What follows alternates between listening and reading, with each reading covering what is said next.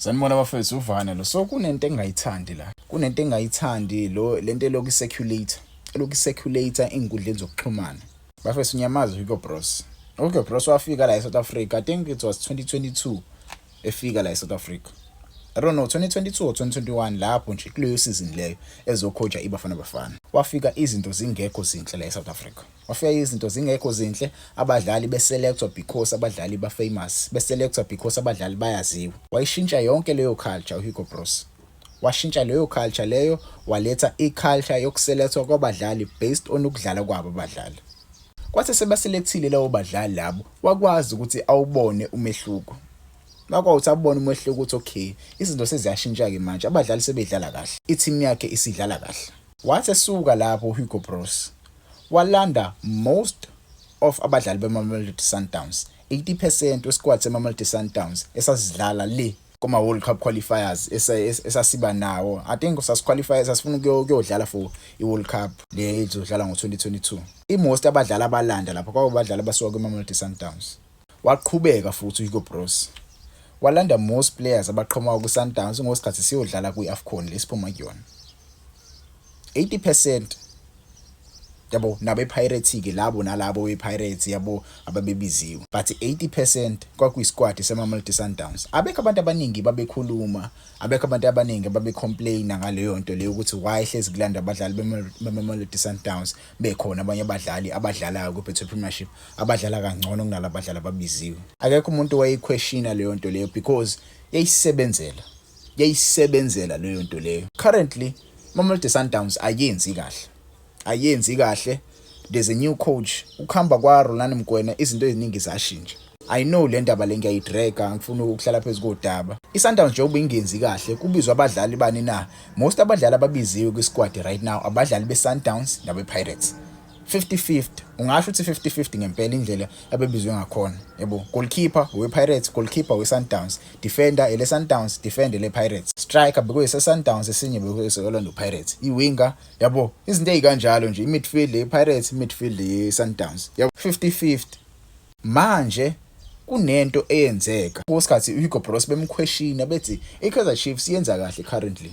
Not ukuthi yenza kahle currently per se, but kuthiwa iKaizer Chiefs so far kwileague bisenza kahle. Why ningababizi? Why uHugo Bros engababizi abadlali beKaizer Chiefs? Ebuzwa ubani? Ebuzwa intatheli kahle kahle eyiphehla udweshu la.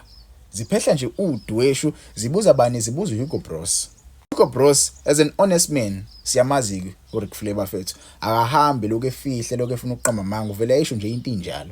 Yena ngokwakhe akakababoni abadlali abangakwazi ukuthi ba equality lapha kwisquad seBafana Bafana. Noma ngababiza abadlali, noma ngababiza but still ngeke baze bawaqala ama matches eBafana Bafana. Ngokwakhe yena ubona kunjalo ukuthi lawo badlali abazobabiza noma ngababiza but ngeke baze bawaqala ama games. Ngokwakhe so far akakamboni umdlali, akakababoni abadlali abangakwazi ukuthi bafithe kulesa squad seBafana Bafana.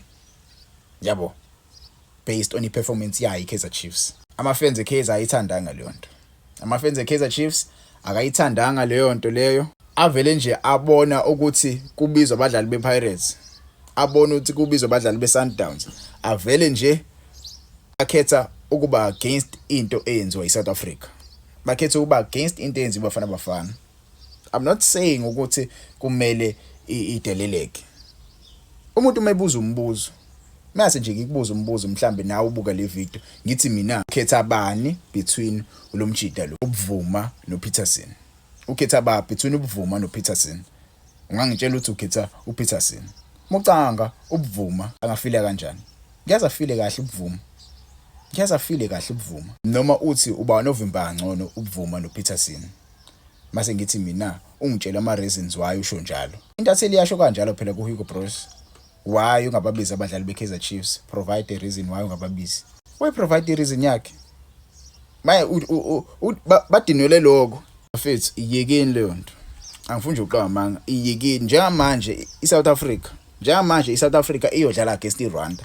There are many fans engiwabonayo online ethe asupporta iRwanda aqhamuka from iKaizer Chiefs athi bona support iRwanda because bona sebe isolatiwe ngeba isupport le Bafana le omsangano engayisupport iKaizer Chiefs edelela iKaizer Chiefs. Mind you, there's a Kaizer Chiefs player who's playing in that national team, Duduzi Shabalala. I remember the last time he scored, he silenced ama-fans eKaizer Chiefs. Kwaba khona i-celebration ayenza, mhlawumbe ungayifaka ama-comments uma uyikhumbula leyo celebration, yabo. I think nayo umdlalo uyabona ukuthi i-fan base yakhe ayikho right i-fan base yakhe, but ke mina engizokusho bafethu, iyekeni leyo nto, yabo, iyekeni. And ayikho right, ayikho inhle ebholini lethu, because mase siqualifyile, let's say iyaqualify Bafana, imiqualify Bafana kuzobe ngazuthi iyaqhubeka lento le yeclubism, iyaqhubeka lento yeclubism mase bengakhethwa abadlali beKaizer Chiefs mase kuyiwa le World Cup. Kuzobe ngathi iyaqhubeka lento, kanti cha, eqale emuva aba-fans eloku ephusha ucoach, ama-fans engafuni ukuyosupport. Adethi ngeke awathenga ama-tickets ayobukela iBafana. Igcwalile be-sold out iBafana versus iZimbabwe. Igcwalile aba-sold out. I'm sure nale game le yembombela ezodlala embombela izoba sold out. Musana ukuyi-isolate. iBafana ngosikhathi igcwele abadlali be-Sundowns naba nendlanzana ye-Pirates sasiyi-support with full pride. Si-support, si-proud futhi. Manje njengoba sekukhona abe-Pirates nebe-Sundowns seku-50-50, manje ngibona ngathi nivaleleka ngaphandle. Abadlali abaningi ngeke babizwe bonke, iyekeni bafethu lento, ngiyanicela ngesihle. And futhi nalento eseniyenza manje senithatha lento le ukuthi mhlambe angazi noma mhlambe ibhola senitreata as umaskandi, senilanda lento le, yabo, yokudinelwana, yokuxabana. Senizoyiletha la ebholini manje, asiyidingi lonto la ebholini. Ibhola bafethu kumele silithathe as ibhola, kumele sijabule ebholini, yabo. Kuncwekwana bekuncwekwana, but kumele sihlezi sihappy. Hayi lento mathukana, hayi lento, yabo. Uma subhenje inkulumo yami yonke nje angiyikhulumile, angiyifanga ngisho inhlambe eyodwa. So iyekeni leyo nto bafethu. Mina ngiwathanda wonke ama-fans akhona la ku-Betway Premiership. Ngeke uzungibone ngivele ngizosukela nje i-team ihlalele. Ngeke uzungibone ngivele nje ngizokhuluma nge-team ihlalele. Mhlawumbe umuntu usuke ekhuluma ehambi ngami, mhlawumbe singiyaphendula ke. And futhi angijwayele nokuphendula kakhulu. Mina noma ungakhuluma kabi ngami, angijwayele ukuphendula, yabo. So bafethu, iyekeleni lento le, abadlali benu basazofika. Mina baningi abadlali beKaizer Chiefs engibabona ukuthi basazofika kulesa squad. Thabiso Monyane nje for start. Sitobanye bomdlali sinalo Mjida lo Mduduzi Shabalala is another player. Usazolithola ithuba lakhe. UMduduzi liyeza ke ithuba lakhe uMdu. Khulilekani. Noma ningathini kuMdu liyeza ithuba lakhe. Uzodlala kwi-first lineup eBafana. Baningi abadlali okumele badlale lapha. Okwamanje isikhathi asikakabi khona. Okwamanje sisalwela ukuya kwi-World Cup. Yabo. Asupporteni Bafana bafethu, iyekwe lento le yokukhuluma kabi ngama club.